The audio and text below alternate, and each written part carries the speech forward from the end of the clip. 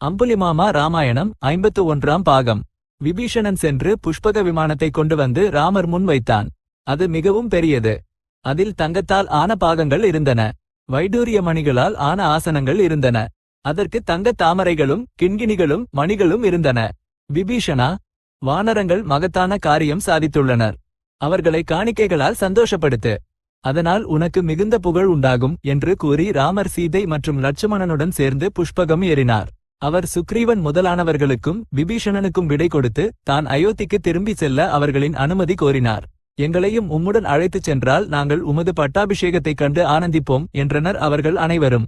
அப்படியென்றால் இன்னும் மகிழ்ச்சி என்று ராமர் அனைவரையும் புஷ்பகத்திற்குள் வருமாறு அழைத்தார்.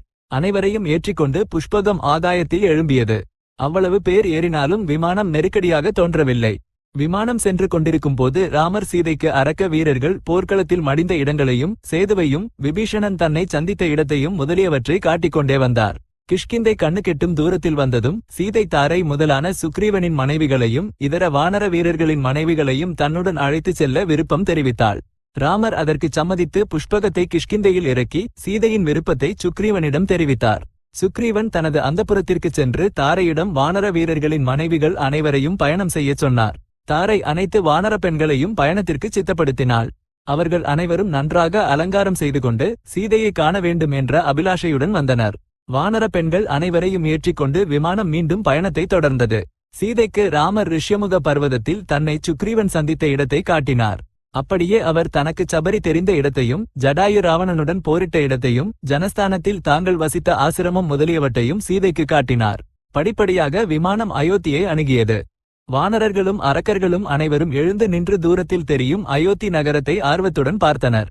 ஆனால் ராமர் நேரடியாக அயோத்திக்கு செல்லாமல் பரத்வாஜ ஆசிரமத்தில் இறங்கி பரத்வாஜ மகாமுனிவர் மூலம் பரதனின் யோகக்ஷேமத்தையும் தனது தாயார்களின் யோகக்ஷேமத்தையும் தெரிந்து கொண்டார். அவர் சைத்திர சுத்த பஞ்சமி அன்று அயோத்தியிலிருந்து வனவாசத்திற்கு புறப்பட்டார். இன்று சைத்திர சுத்த சதுர்த்தி. சரியாக இன்றைய தினத்துடன் 14 ஆண்டுகள் நிறைவடைந்தன. அன்றைய தினம் ராமர் தனது விருந்தோம்பலை ஏற்றுக்கொண்டு மறுநாள் அயோத்திக்கு செல்ல வேண்டும் என்று பரத்வாஜர் கேட்டுக்கொண்டார். ராமர் அனுமனை அழைத்து, நீ அயோத்திக்குச் செல். வழியில் சிருங்கி பேரபுரத்தில் குகனை சந்தித்து எனது க்ஷேம சமாச்சாரங்களைச் சொல். அவன் எனக்கு உயிர் போன்றவன். அவன் மூலம் உனக்கு அயோத்தி செய்திகள் தெரியும். எனது க்ஷேம சமாச்சாரத்தை கேட்டு அவன் மிகவும் சந்தோஷப்படுவான். அயோத்திக்குச் சென்று பரதனிடம் நமது செய்திகள் அனைத்தையும் விவரமாகச் சொல். எனது வெற்றி செய்தியை கேட்டவுடன் பரதனின் முகத்தில் என்ன மாற்றங்கள் ஏற்படுகின்றன என்பதை சிரத்தையுடன் கவனி. இவ்வளவு காலம் ராஜபோகங்களை அனுபவித்தவனுக்கு அவையெல்லாம் போய்விடும் என்று நினைக்கும்போது வருத்தமாகத்தான் இருக்கும். ஆதலால் அவனது மனோபாவத்தை சரியாக உணர்ந்துகொள். அவனுக்கே ராஜ்யம் செய்ய வேண்டும் என்று இருந்தால் அப்படியே செய்யலாம். அவனுக்கு அத்தகைய விருப்பம் இருப்பதாக தெரிந்தால் நாங்கள் அயோத்திக்கு வருவதற்கு முன்பே எதிர்கொண்டு வந்து எங்களை சந்தி என்றார். அனுமன் மனித உருவம் எடுத்து ஆகாய மார்க்கமாக புறப்பட்டு கங்கை மற்றும் யமுனை சங்கமத்தை தாண்டி சிருங்கி பேரபுரம் அடைந்து குகனை சந்தித்தான். ராமர் நாளை காலை பரத்வாஜ ஆசிரமத்திலிருந்து புறப்பட்டு வருவதாகச் சொல்லி அனுமன் புறப்பட்டு அயோத்திக்கு சற்று தொலைவில் உள்ள நந்தி கிராமத்தை சென்றடைந்தான். அங்கே பரதன் ஒரு ஆசிரமம் அமைத்து தபஸ்வி போல வாழ்ந்து வருகிறான். 14 ஆண்டுகள் நிறைந்த போதிலும் ராமர் இன்னும் வரவில்லையே என்று வருத்தப்படுகிறான். அனுமன் பரதனை சந்தித்து, ராஜா, சுப செய்தி கொண்டு வந்துள்ளேன். ராமர் ராவணனை வதம் செய்து சீதையை திரும்ப பெற்று மகாபலவான்களான நண்பர்களுடன் வருகிறார். சீதாராமருடன் லட்சுமணனும் வருகிறார் என்று சொன்னான். இந்த வார்த்தையை கேட்டவுடன் பரதன் ஆனந்த பரவசத்தால் மூர்ச்சையடைந்தான். அவன் மீண்டும் நினைவு திரும்பியவுடன் அனுமனை அணைத்துக்கொண்டு, இந்த சந்தோஷ செய்தியை கொண்டு வந்த நீ மனிதனோ அல்லது தேவனோ எனக்கு தெரியவில்லை. இதற்கு உனக்கு 1,00,000 பசுக்களையும் சிறந்த கிராமங்களையும் 16 அழகான கன்னிகைகளையும் தானமாக தருகிறேன் என்றான். இருவரும் நீண்ட நேரம் உட்கார்ந்து பேசிக்கொண்டனர். ராம வனவாச காலத்தில் நடந்த சங்கதிகள் அனைத்தையும் அனுமன் பரதனிடம் சொன்னான். பரதன் சத்ருக்கனிடம் ஊரெங்கும் அலங்கரிக்க சொல்லியும் வாத்தியங்களை ஏற்பாடு செய்ய சொல்லியும் ராமரை வரவேற்க பெண்களை சித்தப்படுத்த சொல்லியும் சொன்னான். நந்தி கிராமத்திற்கும் அயோத்திக்கும் மத்தியிலுள்ள மார்க்கத்தை நன்றாகச் செப்பனிட்டனர். எங்கும் நீரும் மலர்களும் தெளித்தனர். ராஜமார்க்கங்களில் பூந்தோரணங்கள் கட்டி சந்தனம் தெளித்து வண்ண வண்ண கோலங்கள் இட்டனர். ராஜ பரிவாரங்களும் பெண்மணிகளும் ராம தரிசனத்திற்காக கூட்டம் கூட்டமாக புறப்பட்டனர். ஆயிரக்கணக்கான யானைகளையும் குதிரைகளையும் அலங்கரித்தனர். அவற்றின் மீது சிலரும் ரதங்களில் ஏறிச் சிலரும் புறப்பட்டனர். தசரதரின் மனைவிகள் அனைவரும் பல்லக்குகளில் வந்தனர். இவர்கள் அனைவருடனும் நகரவாசிகள் அனைவரும் நந்தி கிராமத்தை அடைந்தனர்.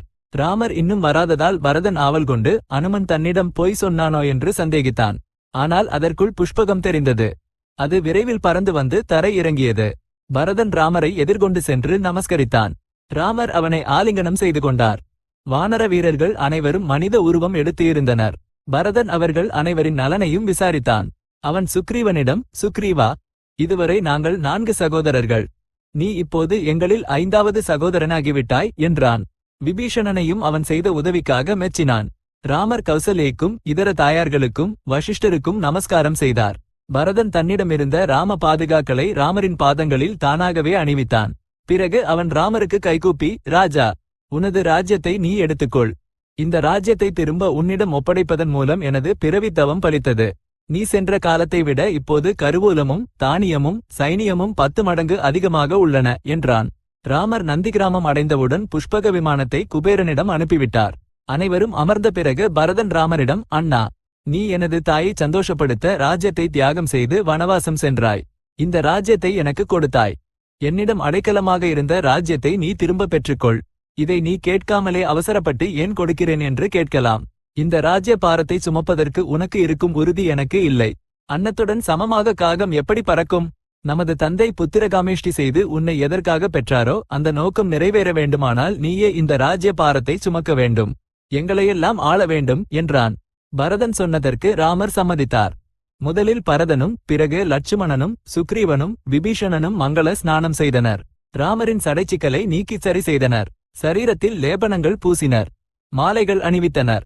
பீதாம்பரம் உடுத்தினர். அவர் சிம்மாசனத்தில் அமர்ந்தார். தசரதரின் மனைவிகள் சீதையை சிறப்பாக அலங்கரித்தனர்.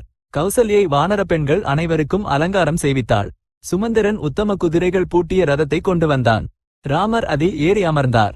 ரதம் அயோத்தியை நோக்கி புறப்பட்டது. சுக்ரீவனும் அனுமனும் ஸ்நானம் செய்து நல்ல ஆடைகள் உடுத்தி குண்டலங்கள் அணிந்து புறப்பட்டனர். சீதை சுக்ரீவனின் மனைவிகளுடன் சேர்ந்து புறப்பட்டாள். தசரதரின் மந்திரிகள் வசிஷ்டருடன் முன்னதாகவே அயோத்திக்குச் சென்று பட்டாபிஷேக ஏற்பாடுகளை தொடங்கினர். பிறகு மந்திரிகள் ராமரை எதிர்கொண்டு வந்தனர். ராமர் ஏறிய ரதத்தில் பூட்டிய குதிரைகள் பச்சை நிறமானவை. பரதன் சாரதியாக அமர்ந்தான். சத்ருக்கன் குடை பிடித்தான். லட்சுமணன் சாமரம் வீசினான். விபீஷணன் மற்றொரு சாமரம் வீசினான். சுக்ரீவன் சத்ருஞ்சயன் என்ற மதயானையின் மீது ஏறினான். ராமரை பின்தொடர்ந்து சங்குகள் முழங்கின, பேரிகைகள் அதிர்த்தன, மக்களின் கோலாகலம் விண்ணை தொட்டது. ராமர் அயோத்தியில் பிரவேசிக்கும் போது ஒவ்வொரு வீட்டின் மீதும் கொடி பறந்தது. அவர் நேராக தசரதரின் வீட்டிற்கு சென்று சுக்ரீவனுக்கு தங்கும் இடத்தை காட்டுமாறு பரதனிடம் சொன்னார்.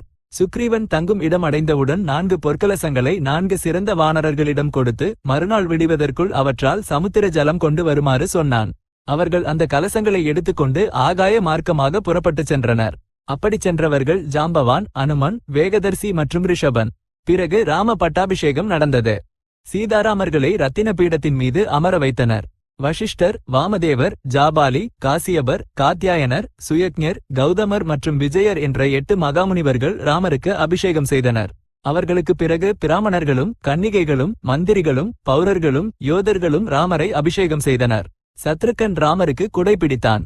சுக்ரீவனும் விபீஷணனும் சாமரம் வீசினர். தேவேந்திரன் வாயுதேவன் மூலம் 100 தாமரைகள் கொண்ட தங்கஹாரத்தையும் நவரத்தின ஹாரத்தையும் அனுப்பினான். ராமர் பிராமணர்களுக்கு 1,00,000 குதிரைகளையும் கன்றுகள் கொண்ட 1,00,000 பசுக்களையும் 100 காளைகளையும் தானம் செய்தார்.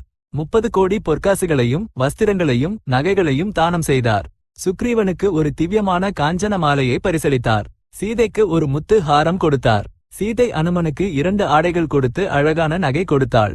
ராமர் சீதைக்கு ஒரு முத்து ஹாரம் கொடுத்து, உனக்கு அதிக சந்தோஷம் அளித்தவருக்கு இதை கொடுத்துவிடு என்றார். சீதை அதை அனுமனிடம் கொடுத்தாள். அனுமன் அதை உடனே கழுத்தில் அணிந்து கொண்டான்.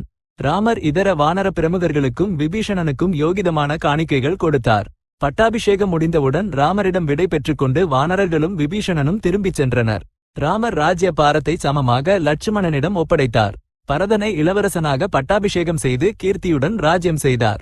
அவர் 100 அஸ்வமேத யாகங்கள் செய்தார். ராமரின் பரிபாலனத்தில் மக்களுக்கு எத்தகைய துன்பங்களும் இல்லை. அகால மரணங்கள் இல்லை. ராமராஜ்யம் என்றால் ஆதர்ச ராஜ்யம் என்ற அர்த்தம் உருவானது. யுத்த காண்டம் சம்பூர்ணம். அம்புலிமாமா ராமாயணம் 51ஆம் பாகம் சம்பூர்ணம். இப்போதைக்கு ஸ்வஸ்தி.